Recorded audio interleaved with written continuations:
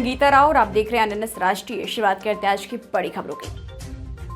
उड़ीसा विधानसभा में आज जमकर हंगामा हुआ है। सदन की कार्रवाई के दौरान बीजू जनता दल और कांग्रेस के विधायकों ने जमकर हंगामा किया है। विधायक गंजम जिले में शराब त्रासदी को लेकर विरोध प्रदर्शन कर रहे थे। बीजेपी और कांग्रेस के नेता सदन के बीचों बीच आकर हंगामा किया। विधानसभा में विधायकों ने अपना आक्रोश जताते हुए जमकर नारेबाजी की और हंगामा मचाया। इस घटना का एक वीडियो वायरल हो रहा है। बता दें, करीब 20 सेकंड के इस वीडियो में देखा जा सकता है कि कैसे विधानसभा सदन के आसन पर बैठी महिला स्पीकर सुरमा पाधी विधायकों के इस होड़ में हंगामे के कारण खुद को बेहद असहज महसूस करते नजर आ रही है। भुवनेश्वर लघुचापी प्रभाव और मानसून बरसात की सक्रियता के कारण राज्य के अधिकांश हिस्से में आज से बरसात की तादाद बढ़ेगी।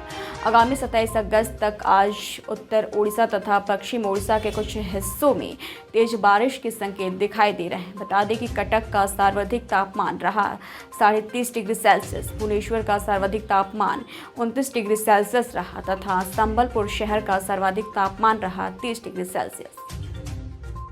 यूपी के जनपद हापुड़ के पिलखुआ निवासी 27 वर्षीय विवाहित महिला रुखसार की गाजियाबाद के मसूरी थाना क्षेत्र के डासना में संदिग्ध परिस्थितियों में मौत हो गई है। बता दें, मृतक महिला के पति शाहनवाज ने अपने ससुराल वालों को इसकी सूचना दी।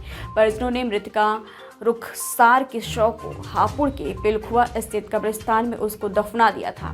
मृतक महिला के 5 साल के बच्चे उज़ैर ने अपनी नानी के सामने मां की हत्या का राज खोल दिया, जिसके बाद परिजनों ने हत्यारे पति शहनवाज के खिलाफ मुकदमा दर्ज कराया है। फिलहाल मजिस्ट्रेट लवित त्रिपाठी की मौजूदगी में कब्रिस्तान से मृतका के शव को निकालकर पोस्टमार्टम के लिए भेज दिया गया है। बिहार की भागलपुर जिले के इस्माइलपुर बिंदटोली तटबंध के क्षतिग्रस्त होने से आई बाढ़ ने ग्रामीणों की परेशानी बढ़ा दी है। जिला प्रशासन भले ही राहत शिविर लगाकर ग्रामीणों की परेशानियों को कम करने की कोशिश में जुटा है, लेकिन ग्रामीणों को उजड़े आशियाने और फसलों की बर्बादी की चिंता सता रही है। बीते मंगलवार को तटबंध के ध्वस्त होने बाद करीब 1 दर्जन गाँव प्रभावित हुए। खेतों में लबालब पानी भर गया। तटबंध टूटने के बाद गाँवों में घुसे पानी ने दर्जनों घरों को क्षतिग्रस्त कर दिया। तिनके की तरह सामानों को बहाकर अपने साथ ले गया।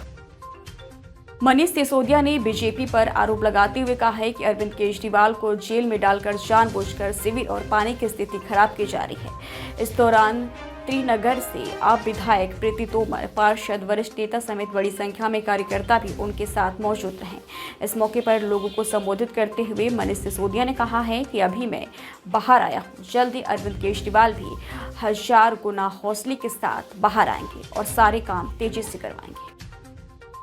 महाराष्ट्र के बदलापुर में 2 मासूमों के साथ हुई छेड़छाड़ के विरोध में प्रदेश के विपक्षी दलों ने महाराष्ट्र बंद का आह्वान किया, जिसके बाद ये मामला शुक्रवार यानी 23 अगस्त को अदालत में पहुंच गया। कोर्ट ने एकनाथ शिंदे सरकार से कहा कि ऐसा करने वालों के खिलाफ नियमों के मुताबिक एक्शन लिया जाए। वहीं अब सीएम शिंदे ने इस पर सख्ती करते हुए कहा है कि हाईकोर्ट के आदेश को लागू किया जाए। छत्तीसगढ़ के उप मुख्यमंत्री विजय शर्मा ने बुधवार को कहा कि उनकी सरकार राज्य में कथित महादेव सट्टेबाजी घोटाले के संबंध में दर्ज मामलों को केंद्रीय अन्वेषण ब्यूरो यानी सीबीआई को सौंपने का विचार कर रही है। राज्य के गृह विभाग का प्रभार संभाल रहे शर्मा ने कहा कि सरकार राज्य के आर्थिक अपराध प्रकोष्ठ यानी EDW और राज्य के विभिन्न पुलिस थानों में दर्ज महादेव सट्टेबाजी ऐप मामले को आगे की जांच के लिए सीबीआई को सौंपने पर विचार कर रही है। गुजरात विधानसभा के मानसून सत्र के आखिरी दिन शुक्रवार यानी 23 अगस्त को एक चर्चा के दौरान सदन में जमकर हंगामा हुआ। इस दौरान स्पीकर के निर्देश पर कांग्रेस विधायक जिग्नेश मेवाड़ी के खिलाफ कार्रवाई की गई। बता दें, मेवाड़ी को सदन से बाहर कर दिया गया। गुजरात विधानसभा के स्पीकर शंकर चौधरी बडगाम से कांग्रेस विधायक जिग्नेश मेवाड़ी को सदन के बेल से अपनी सीट पर लौटने का आग्रह कर रहे थे, लेकिन जब वो नहीं माने तो उन्हें विधानसभा से बाहर कर दिया गया।